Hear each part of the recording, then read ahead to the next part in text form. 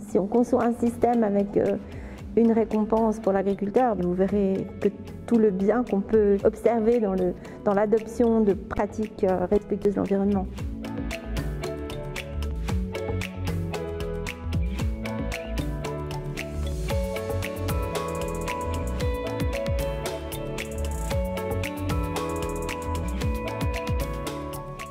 Les contributions sont versées aux agriculteurs selon des conditions qui correspondent toutes à des exigences de moyens à mettre en œuvre.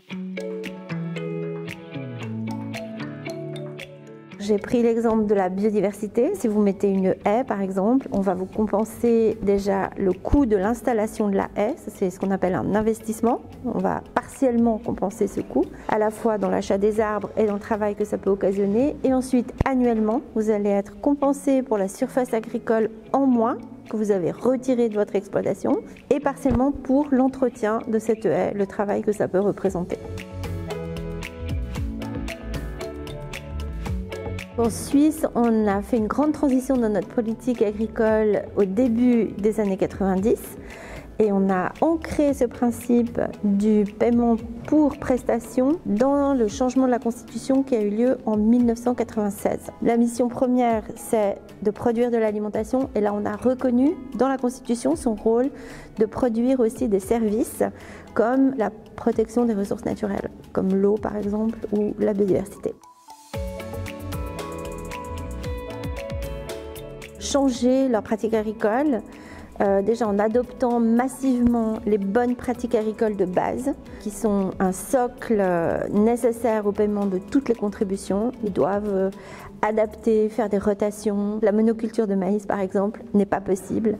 Couvrir le sol en hiver, raisonner l'emploi des pesticides et des engrais. Ensuite, ils ont volontairement et progressivement planté des haies, contribuer au maintien du paysage traditionnel, introduit des arbres.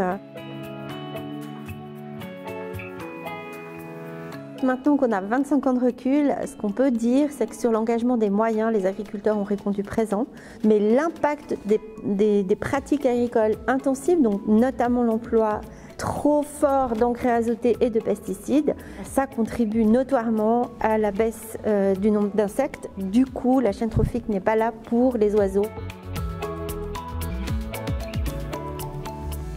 On va rester sur une rétribution des moyens à mettre en œuvre, mais dans ces moyens, on va essayer de mieux définir sur des petits territoires les moyens qui sont nécessaires pour atteindre les impacts.